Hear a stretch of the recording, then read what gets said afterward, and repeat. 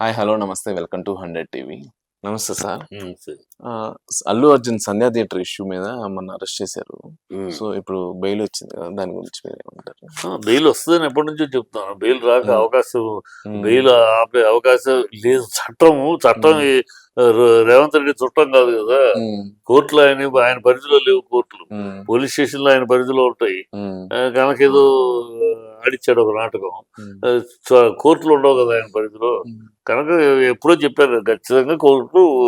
ఎందుకంటే ఆయన ఇండైరెక్ట్ గా కానీ డైరెక్ట్ గా కానీ ఆ సావుకి కారకుడు కాదు. ఉమ్, కాకపోతే ఆ సన్నివేశంలో ఉన్నాడు అంతే. ఉమ్, ఉమ్, సన్నివేశంలో ఉన్నాడు కనుక అతను ఒక స్టార్ కనుక అతన్ని ఇరికించాలనే ప్రయత్నం తప్పితే, అతన్ని ఇరికించడం ద్వారా వీళ్ళ తప్పిదాలని కప్పిపుచ్చుకుంటారు. ఉమ్, వీళ్ళ తప్పిదాలన్నీ వీళ్ళు నానా రకమైన తప్పులు చేస్తున్నారు.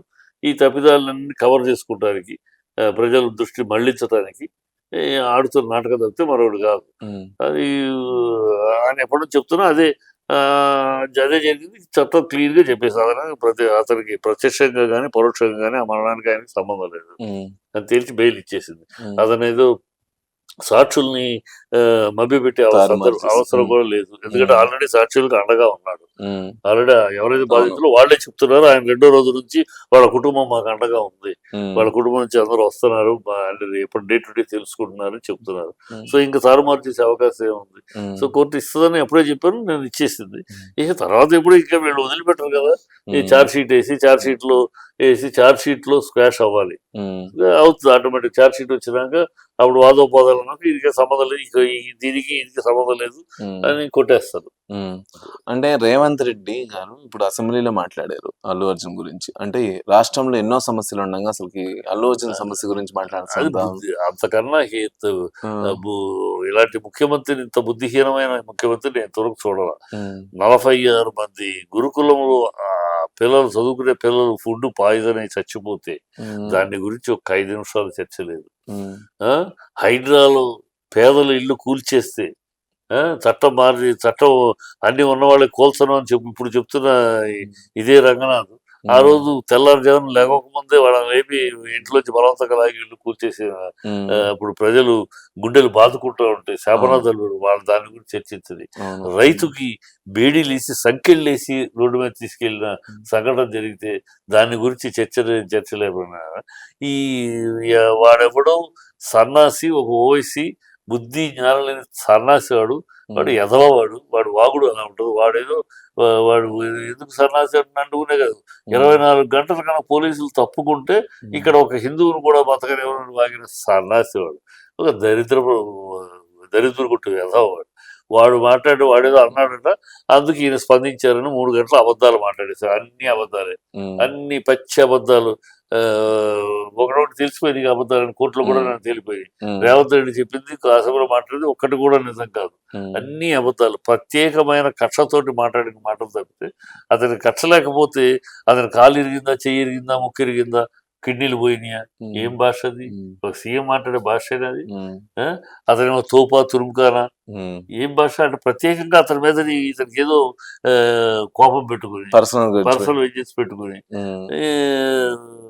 తద్వారా తనని అల్లు అర్జున్ విమర్శించడం ద్వారా తను పాపులర్ అయిపోయాడు. ఇవాళ అర్జున్ నేషనల్ పాపులర్, ఈయనేమో 3 స్టేట్లు తప్పితే ఇంకెవరికి తెలియదు. ఇవాళ ఈ విషయం ద్వారా ఈయన కూడా నేషనల్ పాపులర్ అయ్యాడు. అంతే తప్పితే పాపులారిటీ కోసం, ఆ పాపులారిటీ గొడవ నేషనల్ లీడర్, నేషనల్ నాయకుడిని కొట్టామంటే, నేషనల్ ఫేమ్ ఉన్న ఆర్టిస్ట్ ని కొడితే మన నేషనల్ లెవెల్ లో పేరు వస్తుంది. ఈ చిల్లర ఆలోచనలు, చిల్లర భావాలు తప్పితే ఇంకేమి లేదు. చాలా దౌర్భాగ్య పని చేశాడు.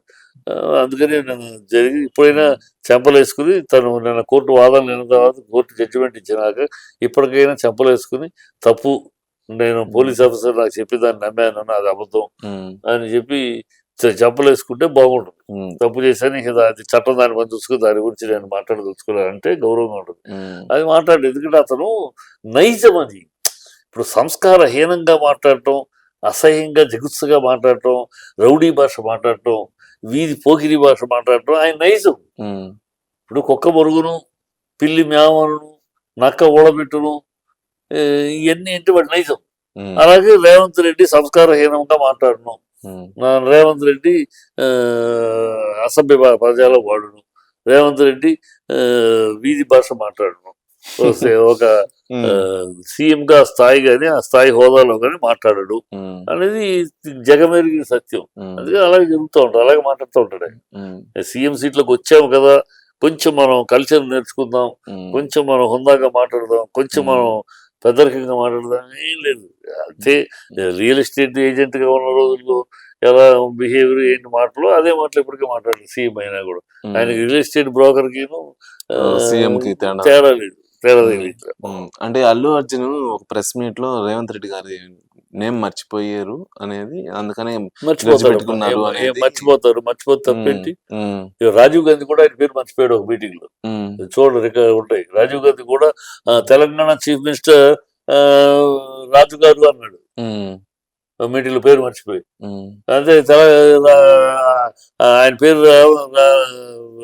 రాహుల్ గాంధీ మర్చిపోయాడు కనుక రాహుల్ గాంధీ మీద మాట్లాడమని, తల తీర్చుకోమని. ఇది పిచ్చి.